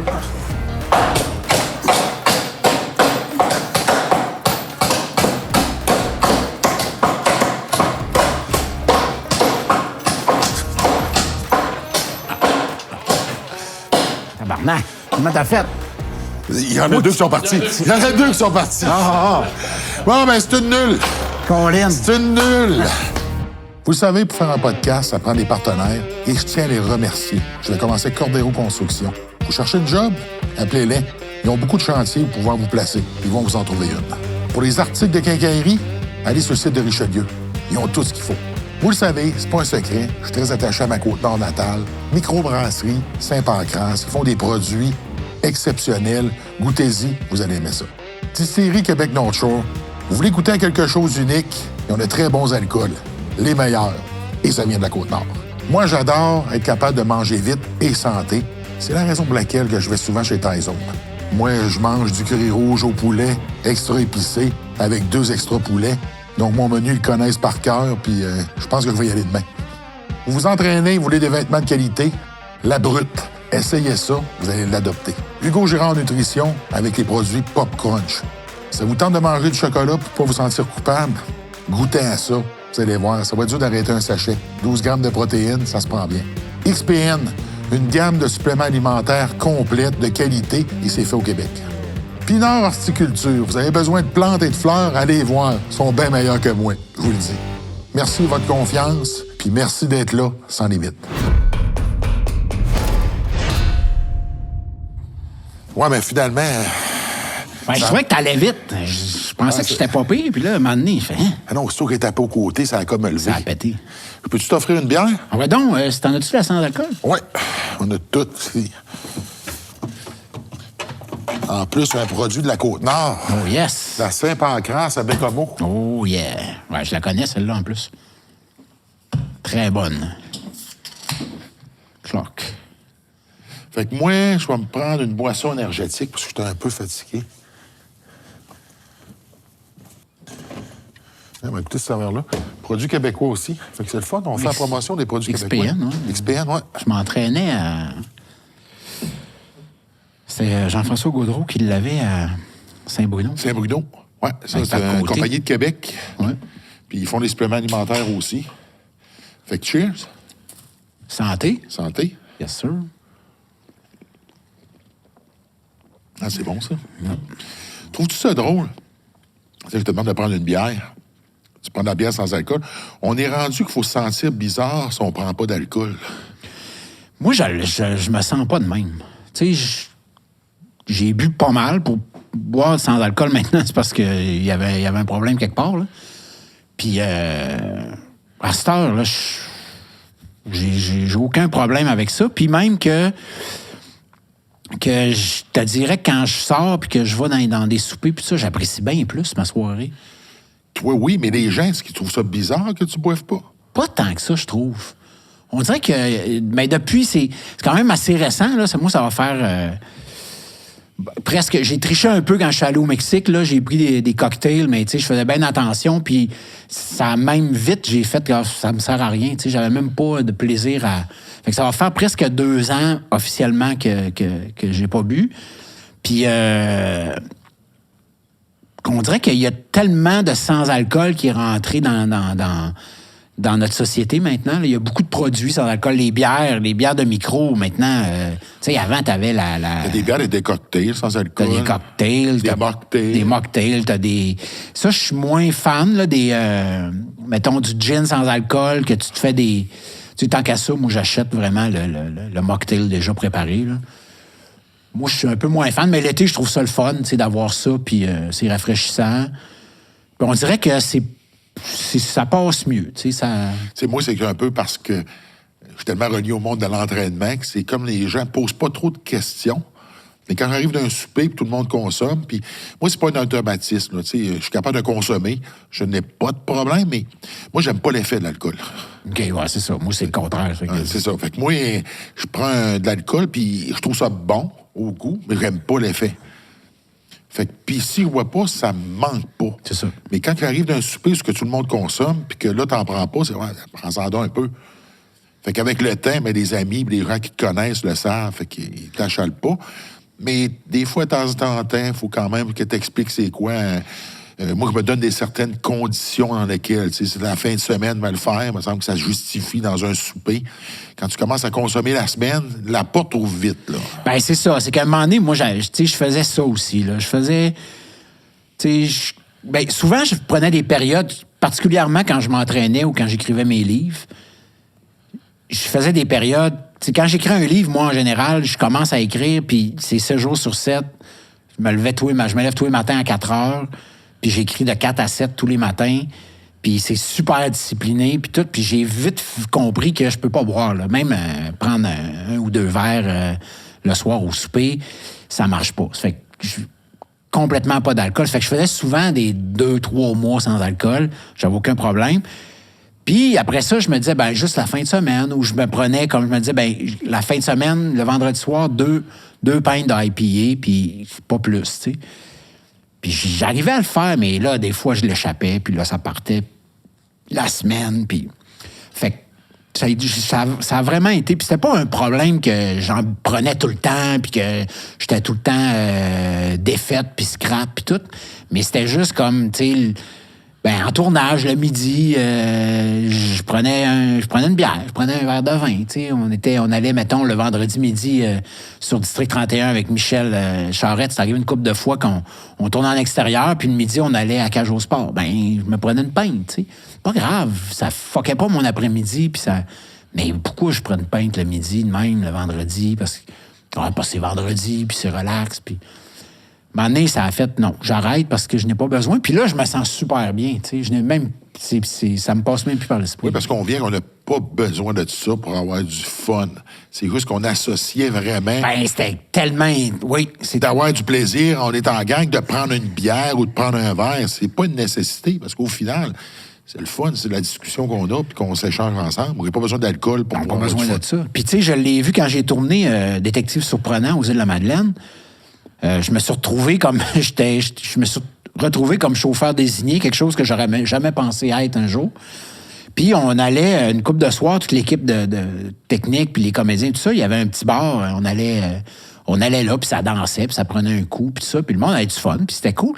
Moi, j'y allais, puis je disais, ben, moi, je restais pour ramener parce qu'on n'était pas tellement loin de l'hôtel, mais, tu sais, revenir à 3 heures du matin, à pied, t'es un peu fait, puis c'était comme 1 ou 2 kilomètres de marche, tu sais, c'est un peu plate. Fait que moi, je restais pour... puis je prenais de la Heineken 0, tu sais. Et là, à un moment donné, moi, je voyais, pas ma gang de cinéma, mais je voyais le monde de la place qui commençait à être... de travers, là. Puis là, tu fais comme, OK, là, quand tu bois pas, puis que tu vois ça, puis là, moi, je me revoyais, là, je faisais comme, ah, man, quelle bonne décision. C'est-tu comme moi, ce qui m'a habitué à ça, quand j'ai travaillé dans les clubs, payer mes études. Oui. Puis là, tu bois pas. Moi, je consommais pas. Non, c'est clair. Il y avait l'entraînement, puis il y avait ça pendant plusieurs années. Puis quand tu vois le monde chaud, c'est là que tu te rends compte que finalement, des fois, tu penses que c'est le fun, mais quand tu te réveilles le lendemain, si tu te voyais, si on avait filmé ce que tu as fait, c'était peut-être pas si le fun que ça. Puis moi, le lendemain, quand on sortait de la gang ensemble, le lendemain, moi, je me couchais à 3 heures du matin, mais à 8-9 heures, moi, j'étais debout, puis j'étais top shape. Là, j'étais sur le bord de la plage. J'allais courir. Mes chums, puis tout ça. Puis c'est correct, je l'ai été magané, là. Je l'ai fait en masse, là. Une fois de temps en temps, c'est correct. Une fois de temps en temps, c'est le fun, mais tu sais, moi, c'est ça. C'était plus le fun. Fait que... T'as été acteur, auteur, animateur, athlète. Oui. Oui, je pense que l'ultramarathonien, ça te qualifie pour être athlète. Qu'est-ce qui manque à Pat Godin à faire? Pompier? Ben, pompier. Ben là, je te dirais que je suis pas mal à la bonne place. Je me sens bien. J'ai eu une période ça a brassé pas mal, là. Jusqu'à ce que je m'enligne puis que je parte sur la Côte-Nord l'année passée. Ça a été rock'n'roll, là, les dernières années. Personnellement, là, je dirais, comme pour moi, j'ai commencé à consulter puis tout ça parce que ça allait pas bien. Mais là, on dirait que j'ai comme... Je me sens bien. J'ai envie de continuer ce que je suis en train de faire. Là, ce qui me manque, je te dirais, c'est de me trouver un coin plus proche de la nature pour de m'acheter une maison puis d'avoir un grand terrain pour pouvoir vivre dehors. Là, c'est à la Côte-Nord, bon, c'est beau, là, mais là, je reste à Boucherville. C'est une place que j'adore. Je me suis acheté un condo, je suis super bien, mais j'ai besoin de... T'as besoin d'espace. J'ai besoin d'espace, puis là, éventuellement, d'ici 1 an ou 2, là, mon plan de match, ce serait de me trouver un beau terrain, d'avoir une petite maison. La maison importe peu. Un grand terrain pour pouvoir m'amuser. Puis, petite fermette? Puis, fermette, je serais pas contre. J'avoue que je serais pas contre. Puis pouvoir aller couper mon bois, puis... Fait que finalement, tu veux devenir survivaliste? Genre. Tu veux être autonome, avoir ta petite place? Mettre des murs blindés, puis des vitres blindées, puis tout. Puis j'ai m'acheté une mitraillette, puis je capote, man. Le jardin, les poules. Non, mais les poules, j'en avais à Boucherville. Puis ça, j'adore ça. T'en avais combien? J'en ai eu 2. Parce que, je pouvais pas en avoir tant que ça. 2 œufs par jour? J'étais illégal. Ouais, mais 2 œufs par jour, quand ça sort, je veux dire, à un moment donné, ça vient vite que à la fin de la semaine, là, J'en ai 20. Mais moi, mon gars, là, ça mange, ça. Oui. Là, je comprends pourquoi que mon père, là, à un moment donné, il m'a mis dehors quand il a été plus gros que le frigidaire. C'est qu'il a compris qu'il serait jamais capable de le ça remplir. fournira pas. Je suis le bord de faire la même chose, là. Ah oui, ça bouffe la poule. Hey, ça n'a pas de bon sens. Non, mais là, t'en as 20. C'est quand même beaucoup, là. Ah non, mais je te le dis, là, mon garçon, ça mange, là. C'est mon gars qui mange. Les poules aussi, mais mon gars, là. Les œufs, là... Ouais. Ah oui, c'est clair. Mais, tu sais, c'est moi, des œufs, j'adore ça, là. Ah, c'est du bon? Oui, c'est parfait, ça. OK, on commencera pas à parler de bouffe, là, parce que... Fait que, Pat, ouais, t'es pas mal sur ton X. T'es heureux. Oui. Ça va bien. Ta petite maison, une fois que t'as ça, là, tu te prépares pour tes vieux jours? Ben, mes vieux jours, là, ça va être dans le bois, ça va être de travailler dans le bois. Puis, tu sais, moi, si j'ai ça, ma maison, là, mes filles sont grandes. Julia, qui a 22, est infirmière. J'ai Simone qui étudie en psycho, mais qui s'en va, qui veut être vétérinaire. Là. C'est comme un petit in-between. Marion qui va être en secondaire 5 l'année prochaine. Moi, mes filles soient heureuses, qu'ils soient bien partis dans la vie, c'est parfait. Ça fait que ça va être de veiller à ce que ça continue. Mes filles soient bien. Moi, si je réussis à avoir une petite maison en campagne, des animaux, je peux aller à la chasse en arrière de chez nous. Juste ça. Puis continuer ma job de pompier tant que je suis capable de le faire sur le terrain. Puis après ça, il y a d'autres choses. Il y a des gens qui s'occupent de la logistique puis tout ça. J'ai encore des bien belles années là, que je peux donner à la sortie. Puis je suis encore en forme. Là, idéalement, je veux rester opérationnel dans le bois le plus longtemps possible. Je te dirais que quand j'ai commencé à faire être transporté en hélicoptère, l'idée d'un jour devenir pilote d'hélicoptère m'a traversé. Hey. Mais ça coûte quand même cher le cours. Puis, ils m'ont un peu dit que dans cette vie-là, présentement, à mon âge, ça serait un peu utopique de dire que je serais pilote d'hélicoptère. Peut-être comme travail, mais tu pourrais l'être si ça serait plus loisir. Ouais, mais sauf que j'ai pas la paye pour... Non, c'est cher en un hélicoptère, là. Mon chum voulait faire ça, là, puis à un moment donné, il a comme passé à d'autres choses. Ben, c'est parce que juste le cours, il est 50 000 après ça. Je pense qu'avec tes heures totales, là, tu parles d'une affaire comme 100 000. Ouais, puis après ça, si tu veux pas... Tu sais, t'as ton cours, mais t'as pas d'hélicoptère, il faut que tu loues. Oui, ou... C'est pas comme un char chez... Non, ça se loue pas comme un char. Non, c'est pas pareil. Ton prochain livre, ça va sur quoi? Ça va être... écoute, je travaille un peu là-dessus. Ça va être pas mal des réflexions, un peu à la manière de Toutes les vies possibles, qui est mon avant-dernier. Ça va plus être dans le côté récit.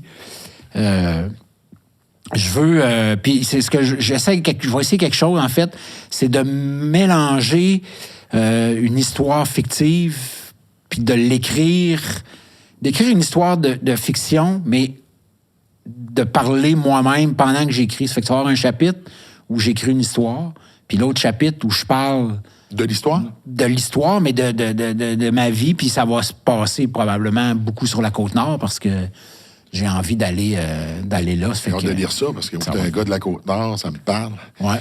Écoute, tu parles de chasse, ça serait le genre de choses... si t'es ouvert à un moment donné, tu me fais signe, là, puis... La chasse avec toi, c'est à Ouais. Côte-Nord. On aurait pas mal de fun, je pense. Je retiens ça. Une belle découverte, je suis vraiment content. Moi aussi. Puis sur Indéfendable, c'était vraiment cool. Là. On a travaillé ensemble. On a eu une couple Oui. de bonnes scènes. C'était... C'est juste drôle de voir, tu sais, moi, ça fait longtemps que c'est de quoi qui me tentait puis que je voulais faire. Puis toi, t'étais un peu comme sur je te dirais pas la fin, mais le coucher de soleil de ta carrière d'acteur. tu sais, comme je te dis, je reste ouvert, mais ma priorité est plus là. Puis je le sais comment ça fonctionne dans ce milieu-là, tu sais. Puis je dis pas ça pour faire pitié ou je fais pas pitié. Au contraire, je suis super content de m'en aller travailler sur la Côte-Nord. Ils vont m'oublier, puis c'est correct. T'sais. Puis à un moment donné, ils vont me sortir des boulamites peut-être, puis je vais avoir 70 ans, puis je vais faire un beau rôle, puis je vais être content, là. Ou peut-être que l'année prochaine, ils vont m'offrir de quoi, puis ça va me tenter, mais en même temps, là, j'arrive avec plein de barrières, parce que, tu sais, je vais être disponible du mois d'octobre au mois d'avril, début avril. Puis si vous voulez me donner, tu sais, un rôle principal d'une série qui reviendrait l'année d'après, ben je vais faire comme... Moi, l'année d'après, je vais être à Sopfeu, là. Fait que... Tout ce que ça te prend, c'est un rôle de pilote d'hélicoptère qui suit des pompiers qui sont en train d'aller éteindre des feux dans le nord. Ça serait parfait. Hey, super cool. Hey, merci de l'invitation. Merci. Très cool. Ça fait plaisir.